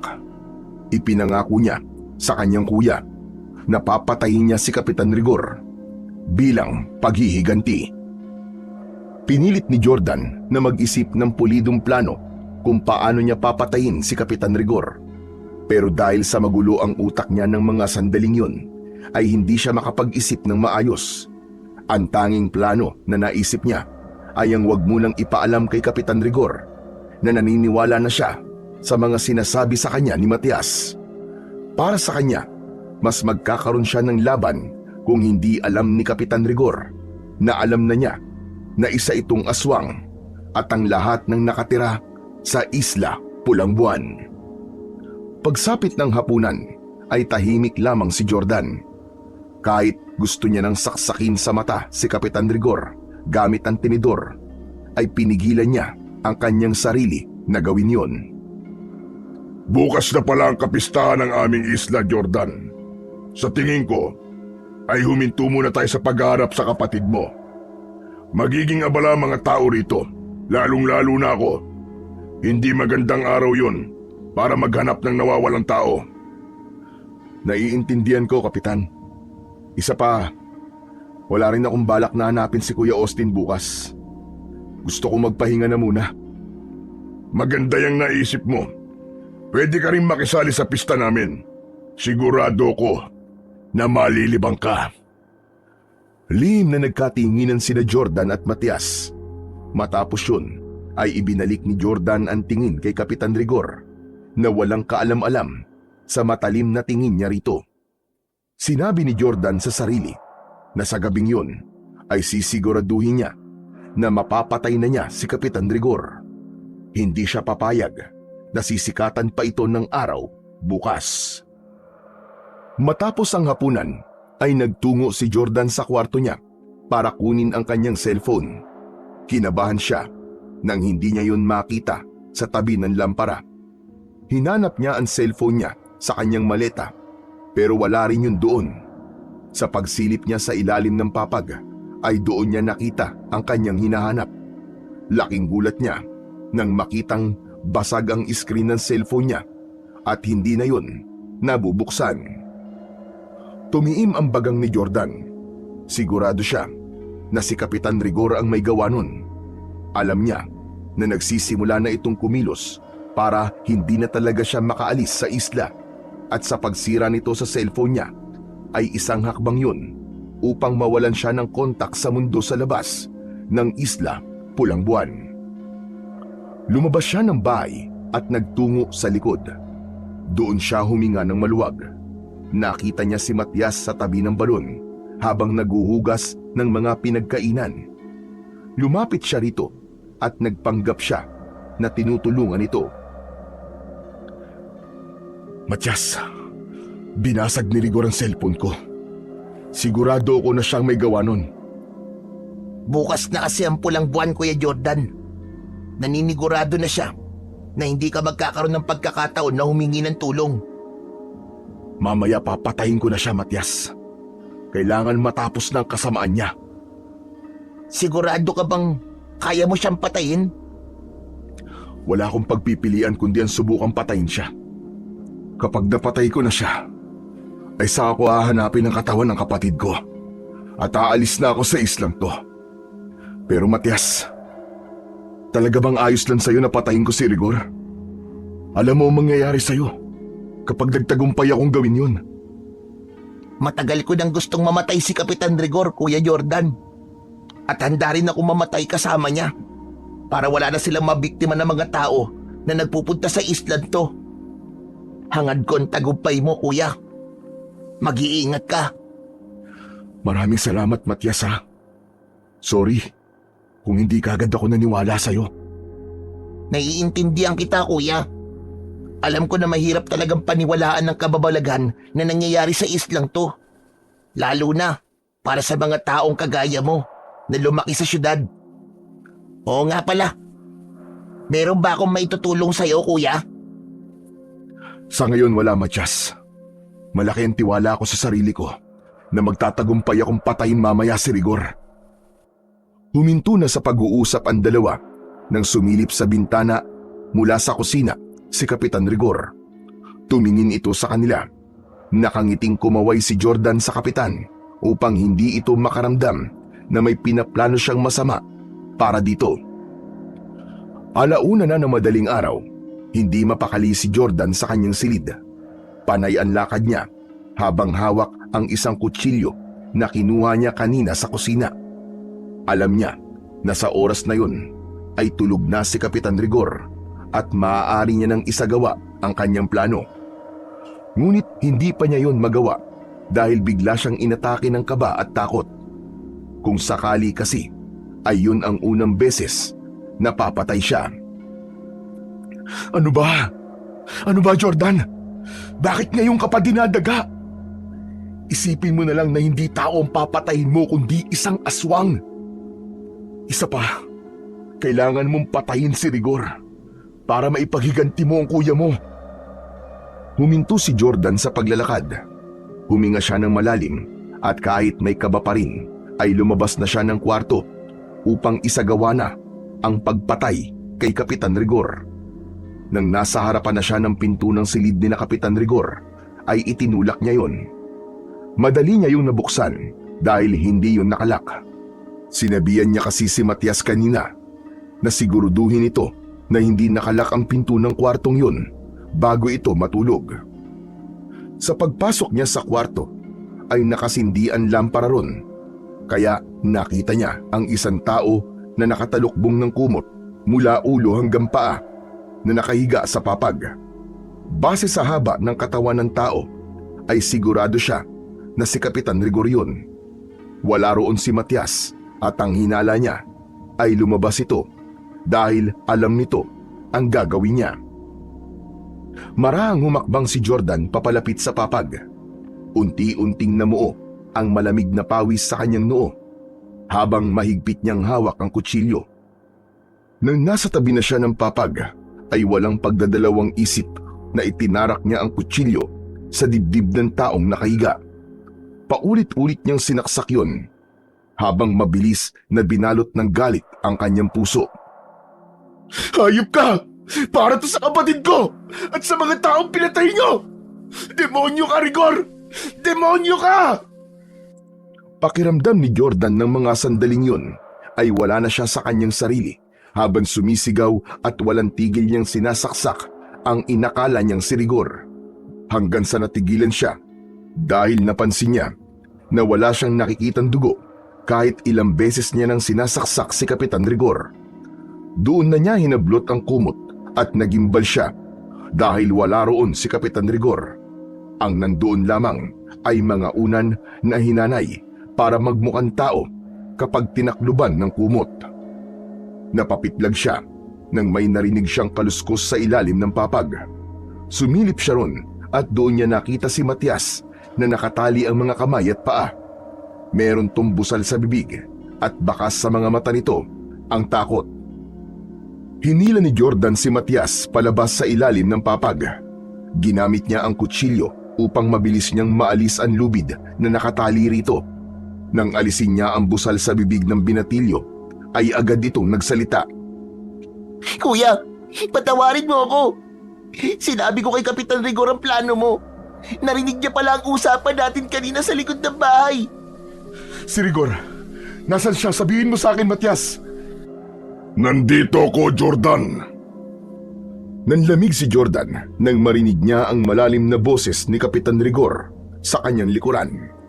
Marahan siyang tumayo at sa paglingon niya ay nakita niya ang kapitan na nakatayo sa may pintuan. Akala mo siguro ay ganun kadali mo lang ako mapapatay, no? Ako ang supremo ng mga aswang sa islang ito. At hindi lang ang katulad mo ang papas lang sa kagaya ko. Walang iya ka. Pinatay mo ang kapatid ko. Masyado na siyang maraming nalalaman. Ngunit itatama ko ang sinasabi mo. Ang katangahan ng kapatid mo ang pumatay sa kanya. Nahulog siya sa bangin sa gubat habang hinahabol ko siya. Hindi ko na kasalanan yun. Demonyo ka. Pinatay mo pa rin siya. At ngayon, ikaw naman ang papatayin ko! Manang susuguri ni Jordan si Kapitan Rigor, ngunit natigilan siya nang unti-unting nagbago ang anyo ni Kapitan Rigor. Nalukot ang mukha nito na parabang may pinipigil itong sakit sa katawan nito. Napaluhod ito habang nakatuon ang dalawang kamay sa sahig. Malakas itong sumigaw at doon na nga tuluyang nag-anyong aswang ang kapitan. Naging matutulis ang mga kuko nito, maging ang mga ngipin nito ay nagmistulang malalaking pangil. Ang mga mata nito ay lumaki rin at naging pula. Marahan itong tumayo at tinitigan si Jordan. Hindi nakakilos si Jordan, napako siya sa kanyang kinatatayuan habang ang puso niya ay malakas na kumakabog. Biglang umatake si Kapitan Rigor kay Jordan. Sinubukan niya itong saksakin, ngunit malakas na tinabig nito ang kamay niya. Nabitiwan niya ang kutsilyo at tumilapon yun sa kung saan. Nataranta ng gusto si Jordan nang mawalan siya ng bagay na maaari niyang gamitin para labanan si Kapitan Rigor.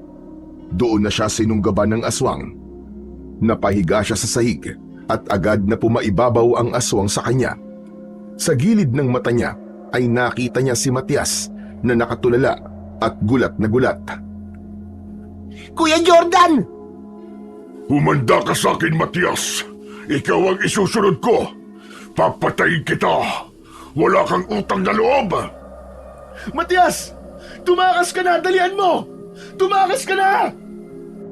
Tila nagkaroon ng pagdadalawang isip si Matias dahil hindi agad ito umalis sa kinatatayuan nito.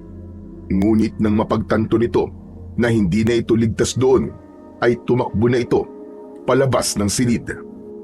Diretsong tinignan ni Jordan sa mata si Kapitan Rigor. Hindi niya ipinakita rito na natatakot siya. Siguro nga ay mapapatay mo ako ngayon, Rigor. Pero sinisiguro ko sa'yo na may iba pang tao na pupunta sa islang ito para wakasan na ang kademonyohan mong hayop ka. Hindi habang buhay ay ikaw ang palaging panalo. Huwag ka masyadong magmadali sa iyong kamatayan. Darating din tayo dyan. Kailangan ka pa namin bilang alay sa pulang buwan. Biglang sinuntok ng malakas ni Kapitan Rigor ang muka ni Jordan.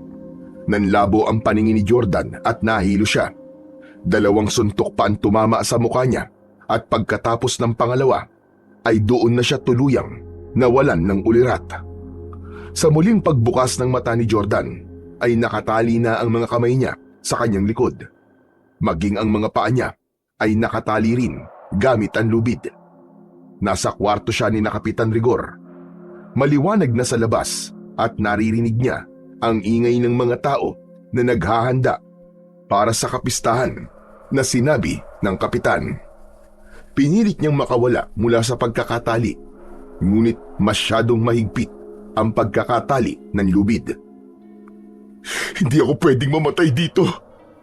Diyos ko, kailangan kong makatakas at kailangan kong patayin ang aswang na si Rigor.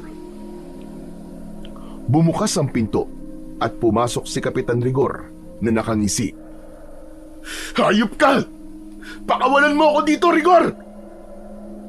Tanggapin mo na lang na mahahanay ka sa mga taong iaalay namin tuwing pula ang buwan. Maraming salamat dahil madadagdagan na naman ang aking lakas. Dahil sa'yo, dapat ay matuwa ka dahil ang kaluluwa mo ay mabibilang na sa mga kaluluwa na patuloy na magbibigay ng buhay sa mga aswang dito sa Isla Pulang Buwan.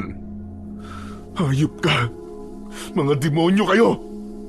Hindi ako papayag na magtagumpay ka, Rigor! Kapag nakawala ako rito, papatayin talaga kita! Tama na ang ilusyon mo. Hindi ka na makakawala at hindi ka na rin makakaalis sa islang to. Gaya ng kuya mo at ng iba pa. Ang Isla Pulang Buwan na ang iyong magiging libingan. Oo nga pala, magpahinga ka. Dahil mamayang gabi ay gaganapin na ang ritual sa pag-aalay sa Pulang Buwan. Ipapaalala ko lang sa'yo na magiging masakit para sa'yo ang ritual. Pero mabilis ka rin namang mamamatay. At pagkatapos nun, ay wala ka nang mararamdaman.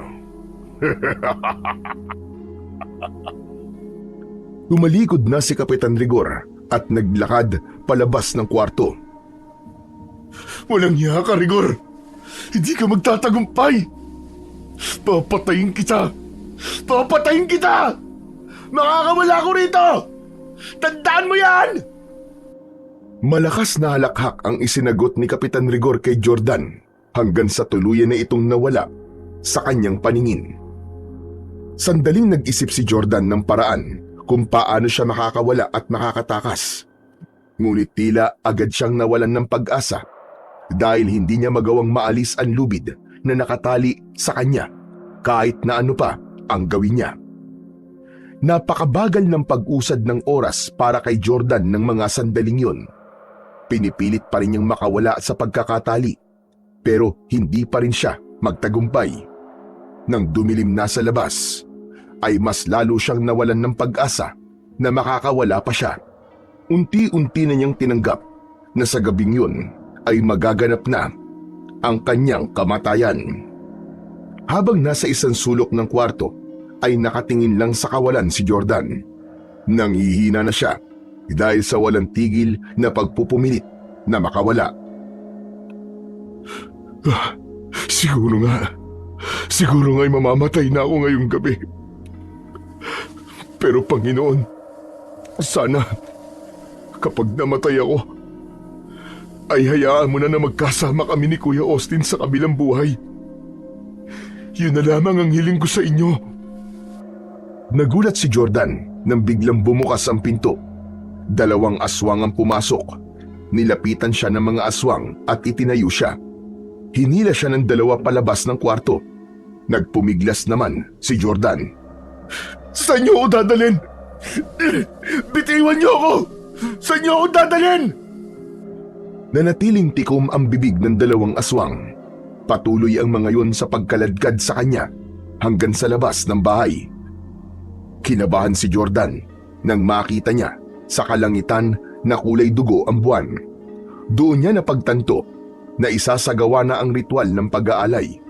Unti-unting naubos ang kakaunting pag-asa na meron siya. Tinanggap na lang niya na yun na ang huling gabi niya sa mundo. Palabas na sila sa bakuran ng bahay ni Kapitan Rigor.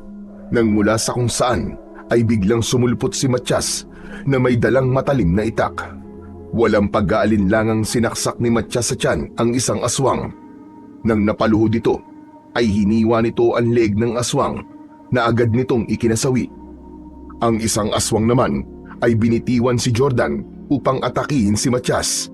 Ngunit sinaksak ito ni Matyas sa tapat ng puso nito at gaya ng naunang aswang ay binawian din ito ng buhay. Natumba si Jordan sa lupa. Mabilis siyang nilapitan ni Matyas at sinimulan nitong tanggalin ang pagkakatali niya gamit ang itak. Salamat! Salamat, tinulungan mo ako, Matyas! Akala ko talaga ay katapusan ko na ngayong gabi. Hindi kita maaaring pabayaan, kuya. Hindi na ako papayag na muling kumuha ng buhay ng tao si Kapitan Rigor para sa ritual. Matapos mapakawalan, ay tumayo na kagad si Jordan. Saan ang lugar ng ritual? Kailangan ko magpunta ron para tapusin si Rigor. Mamaya na tayo magtungo ron, kuya. May kailangan lang akong ipakita sa'yo. Sumama ka sa akin, dali. Ha? Saan tayo pupunta? Anong ipapakita mo sa akin? Malalaman mo rin. Basta sumunod ka lang sa akin. Hindi na tayo pwede magtagal dito dahil baka may makakita pa sa atin eh. Hindi na hinintay ni Matyas na magsalita uli si Jordan.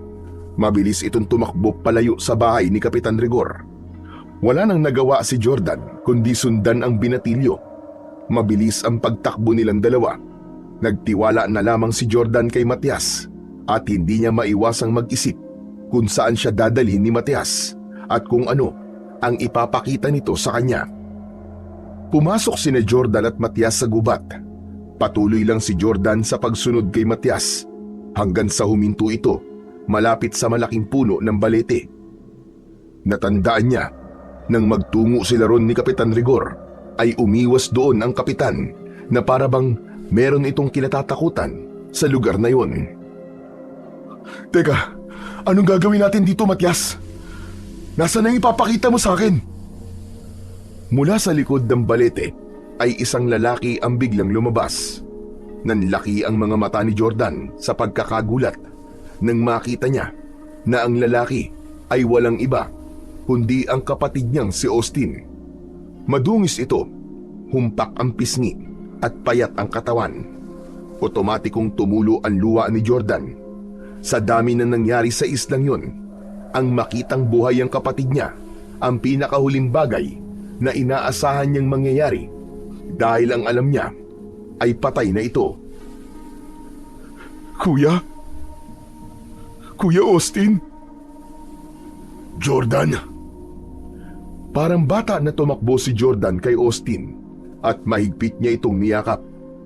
Tuluyan siyang napahagulgol, hindi dahil sa inagpis, kundi dahil sa kasiyahan na buhay pa ang kanyang kuya. Kuya! Kuya, salamat sa Diyos at buhay ka! Akala ko patay ka na talaga eh! Salamat din at pinuntahan mo ako rito. Kakampi natin ng Diyos, Jordan. Hindi niya hinayaan na mamatay ako nung nahulog ako sa bangin. Ang totoo, matagal ko nang alam na nandito ka. Ako yung sumisitsit sa'yo sa tuwing nandito ka sa gubat. Ano? Ikaw pala yun, kuya? Akala ko kasi kung sino o ano na eh. Kaya sa tuwing may sumisitsit sa akin, umaalis na kagad ako. Kumalas ang magkapatid sa pagkakayakap. Doon na ipinaliwanag ni Austin kung paano ito nabuhay. Ayon kay Austin, habang hinahabol ito ni Kapitan Rigor, ay nahulog siya sa bangin. Akala nito ay patay na siya, pero bigla itong nagkamalay. Inisip ni Austin na may dahilan kung bakit ito binigyan ng pangalawang pagkakataon ng Diyos upang mabuhay. Ayun ang wakasan ang kasamaan ni Kapitan Rigor. Nagtago sa gubat si Austin at nagpalakas ito. Nabuhay ito sa pagkain ng mga prutas at halaman sa gubat at pinilit nitong itago ang sarili nito sa mga aswang sa isla. Ipinaliwanag din ni Austin na nakita nito noong nakaraang gabi si Matias sa gubat at hindi na ito nagdalawang isip na magpakita. Nang malaman ni Austin mula kay Matias ang nangyayari, ay agad itong bumuo ng plano. Matapos ang mahabang kwento ni Austin, ay hinawakan nito ang palawit ng kwintas na nakasabit sa leeg nito. Bilog ang hugis ng kwintas na yari sa tanso. Meron yung mga simbolo na hindi matukoy ni Jordan kung ano ang ibig sabihin. Ang agimat na ito ang magiging sandata natin laban kay Rigor at sa lahat ng aswang sa islang ito, Jordan. Habang nasa atin ito, ay hindi nila tayo kayang saktan at lapitan. Pero kuya, saan mo nakuha ang agimat na yan? Pagmamayari ito ni Mang Berting, ang antingero na nakilala ko nun sa Pantalan. Ikinuwento niya sa akin ang tungkol sa Isla Pulang Buwan at nagkasundo kami na magsanib puwersa para pabagsakin at patayin si Kapitan Rigor.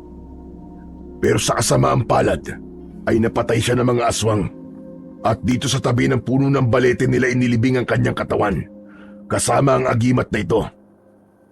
Kaya nang magkaroon ako ng pagkakataon, ay hinukay ko ang katawan ni Mang Berting at kinuha ko ang agimat niya. Ngayon ay alam ko na. Alam ko na ang dahilan kung bakit umiiwas si Rigor nung nagtungo kami malapit dito sa balete. Dahil dito pala nakabaon ang agimat na yan. Ngunit kung pangontra sa aswang ang agimat na yan, kuya, bakit hindi natatakot niyan si Matias? Hindi ba aswang din siya? Nagkatinginan sina Matias at Austin. Nang marahang tumango si Austin, ay saka lang nagsalita si Matias. Nang makita ko kagabi ni Kuya Austin, sinabi niya sa akin ang katotohanan. Hindi ako aswang, Kuya Jordan. Gaya niyo ay tao din ako. Nang hukayin kasi ni Kuya Austin ang katawan ni Mang Berting, ay nahukay din niya ang lampin ko nung sanggol pa lang ako. May burda yun ang pangalan ko. At malakas ang hinala ko na anak si Matias ng isang tao na nagpunta sa islang to. At nung patayin ni Rigor ang mga magulang ni Matias, ay inampu na siya nito. Sa tingin ko, may balak talaga si Rigor na gawing aswang si Matias pagdating ng tamang panahon. Salamat naman sa Diyos. Kaya pala, tutol ka sa ginagawang ritual ni Rigor eh. Nangingibabaw pa rin ang pagiging tao mo, kahit ang akala mo ay aswang ka. Pero magandang balita yan. Ibig sabihin, kahit patayin natin si Rigor, ay hindi ka kasama mamamatay, Matias. Ganun na nga. Pero Jordan, sa'yo ko ipapasuot ang agimat na to. Mahina na ang katawan ko. Mas magagamit natin ang kapangyarihan nito kung magsusuot nito ay may malakas na pangangatawan. Hindi lang ito pangontra basta sa mga aswang, kundi nagbibigay din ito ng dagdag na tapang at lakas sa kung sino man ang magsusuot nito. Hinubad ni Austin ang kwintas at walang pagdadalawang isip na tinanggap naman yun ni Jordan at isinabit sa kanyang leeg. Nang sandaling yun, nang isuot niya ang agimat, ay may naramdaman siyang kakaibang enerhiyang gumapang sa kanyang buong katawan. Bahagyaring nag-init ang agimat niya na parabang yun ang hudyat na tinanggap siya nito. Wala nang oras para mag-alinlangan siya. Kailangan niyang maging matapang kung nais niyang buhay silang makaalis ng Isla Pulang Buwan. Magkakasamang lumabas ng gubat sina Jordan, Austin at Matias. Lahat sila ay may hawak na sandata na gagamitin nila sa pagharap sa mga aswang sa islang yun at kay Kapitan Rigor. Kawayan na may matulis na dulo ang kay Matias. Baril naman kay Austin, habang itak naman ang hawak ni Jordan. Wala nang takot na nararamdaman si Jordan, bagkus ay nangingibabaw sa kanya ang tapang, hindi lang dahil sa suot niyang agimat, kundi dahil sa kagustuhan niyang pabagsakin si Kapitan Rigor upang wala nang mamamatay na inosente sa tuwing sasapit ang pulang buwan. Nagtungo sila sa dalampasigan kung saan gaganapin ang ritual ng pag-aalay. Naroon ang mga aswang sa isla. Si Kapitan Rigor naman na nasa anyong aswang ay nakatayo sa gitna habang galit na sumisigaw. Nasaan na ang alay? Bakit tinayaan yung makawala, mga inutil? Alam niyo ba ang mangyayari kapag hindi tayo nakapag-alay ngayong gabi? Manghihina ako. At kapag nanghina ako, ay ganun din kayong lahat, mga hunghang. Ang buhay ko ay buhay niyo rin. Hanapin niyo ang alay at huwag kayong babalik dito hanggang hindi niyo siya nakikita. Magkakasabay na umalis ang mga aswang upang hanapin si Jordan, habang sina Jordan ay nananatiling nakatago sa likod ng isang makapal na halaman. Hintayin nating makaalis lahat ng aswang bago natin harapin si Rigor. Nang tuluyan ang nawala ang mga aswang at tanging si Kapitan Rigor na lamang ang natira sa dalampasigan, ay doon na nga naglakas ng loob na lumabas ang tatlo sa kanilang pinagtataguan. Magkakasabay silang naglakad papalapit kay Kapitan Rigor. Pagkakita ng kapitan sa kanila ay nanlaki ang mga mata nito sa gulat. Austin, paanong nangyari to? Paano ka nabuhay? Nakita ko nahulog ka sa bangin. Patay ka ng dapat. Hindi mo na kailangan malaman kung paano. Nandito kami para wakasan ang kasamaan mo at ang walang kwentang ritual na ito. Napansin ni Kapitan Rigor ang suot na agimat ni Jordan. Nasa iyo pala ang agimat ng inutil na antingero na yon. Kung inaakala nyo na matatalo nyo kung tatlo ay nagkakamali kayo. At ikaw, Matias, pagsisisihan mo ang pagtataydor mong ito sa akin. Ang dami mo pang sinasabi! Simulan na natin ang laban! Galit na umangil si Kapitan Rigor. Walang pag-aalinlangang sumugod ito kila Jordan. Agad naman na sinalubong ni Jordan ang pag-atake ni Kapitan Rigor, at nang makalapit sa kanya ang kapitan ay bigla itong nanghina. Nanginig ang tuhod nito na parabang may isang malakas na puwersa na pumipigil dito para tuluyang malapitan ang binata. Yan ang epekto sa'yo ng agimat ni Mang Berting Rigor. Ngayon mo ipagmalaki na may laban ka sa amin, diablong buwang ka! Hindi ako papayag na matalo. Papatayin ko kayo! Mabilis na nagpakawala ng 3 sunod-sunod na putok ng baril si Austin. Tumama sa balikat, dibdib at tiyan ni Kapitan Rigor ang mga bala, pero parang wala lang dito yun. Umatras ito at muling sumugod. Sa pagkakataong yun ay si Matias ang pinuntirya nito. Ngunit matapang na sinalubong ni Matias ang kapitan. Inundayan ito ng saksak sa tiyan si Kapitan Rigor gamit ang kawayan. Hinawakan ni Kapitan Rigor ang kawayan at hinugot yun. Malakas nito yung hinila. Nang mabitiwan ni Matias ang kawayan, ay doon ito sinunggaban ni Kapitan Rigor. Itinapon ito sa malayo si Matias. Matias! Huwag mo na akong alalahanin, kuya! Tapusin mo na si Kapitan Rigor! Tumiim ang bagang ni Jordan. Sinugod niya si Kapitan Rigor at sa kabila ng panghihina nito dahil sa agimat, ay pilit pa rin itong nakipaglaban hanggang sa sinipa ni Kapitan Rigor sa tiyan si Jordan. Sa lakas ng sipa ay natumba siya sa buhangin. Sinunggaban siya ng aswang at umibabaw ito sa kanya. Paulit-ulit na binaril ni Austin sa likod si Kapitan Rigor hanggang sa naubusan na ito ng bala. Tila bato ang katawan ng aswang dahil kahit tumatagos dito ang bala ng baril ay hindi ito nasasaktan. Sinabi ko naman sa'yo, Jordan. Ako pa rin ang mananalo kahit suot mo pa ang agimat na yan. Ngumanga ng pagkalaki-laki si Kapitan Rigor. Nakita ni Jordan ang matutulis nitong mga pangil na alam niyang tatapos sa kanya kapag wala siyang ginawa. Hanggang isang ideya ang pumasok sa kanyang isipan. Hinubad niya ang agimat at mabilis niya yung isinuot sa liig ni Kapitan Rigor. Malakas na napasigaw si Kapitan Rigor. Tumayo ito at pilit na hinuhubad ang agimat na parabang sumusunog sa katawan nito. Sinamantala ni Jordan ang pagkakataon na yon. Sumugod si Jordan at isang sigaw na puno ng galit ang pinakawalan niya. Nang mahubad ni Kapitan Rigor ang agimat, ay tila napapaso na itinapon ito yon sa buhangin. Ngunit sa pagharap nito, ay hindi na nito nagawang iwasan ang pagtarak ng itak ni Jordan sa mismong dibdib nito. Bumagsak sa buhangin si Kapitan Rigor. Lumuhod si Jordan sa tabi nito at itinapat niya ang talim ng itak sa leeg ng aswang. Hayop ka, Rigor. Dito na matatapos ang kasamaan mo. Sama-sama kayo mamamatay ng mga alagad mong aswang sa islang to. Sige, patayin mo ko. Pero tandaan mo, ako ang puso at buhay ng islang to. Kapag namatay ako, ay kasama kong mamamatay si Matias. Hindi mo na mabibilog ang ulo namin. Alam na naming hindi nyo kagaya si Matias. Tao siya at hindi isang aswang. Doon na tuluyang nilaslas ni Jordan ang leeg ni Kapitan Rigor.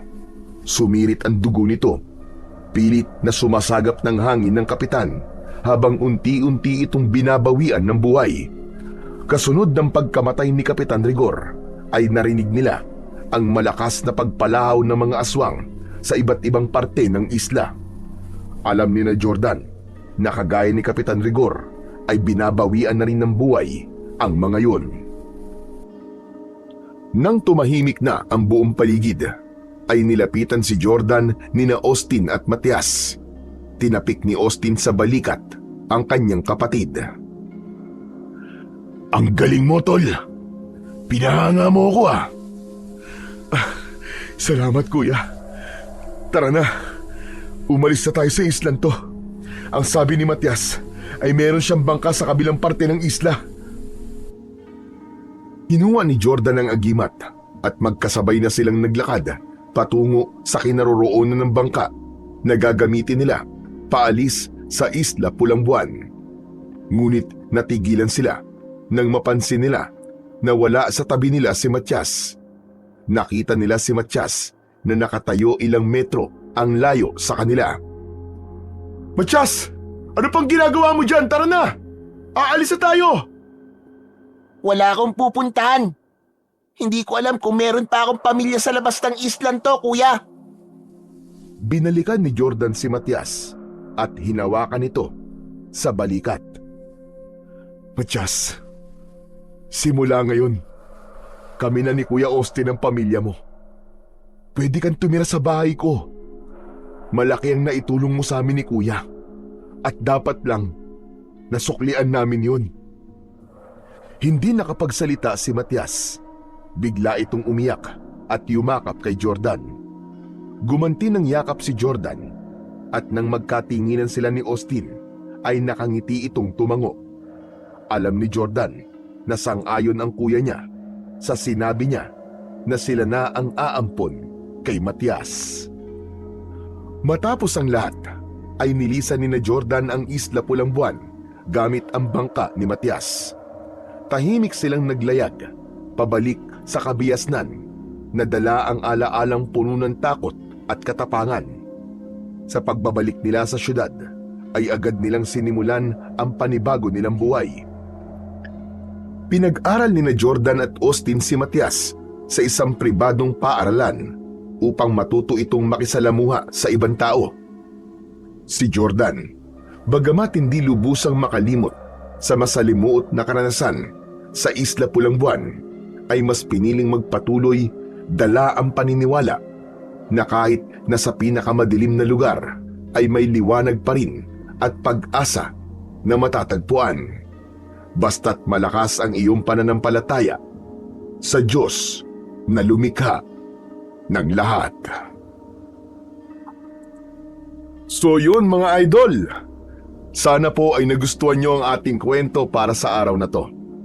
Ngayon naman po, ay dumako na po tayo sa inyong pinaka-nire-request at pinaka-hinihintay na shoutout portion. Pasensya na po pala sa mga hindi ko po masya-shoutout ngayon. Pero wag po kayo mag-alala dahil pipilitin ko po na sa mga susunod na kwento ay maibibigay ko na po ang inyong request. Ano pa pong hinihintay natin? Heto na po.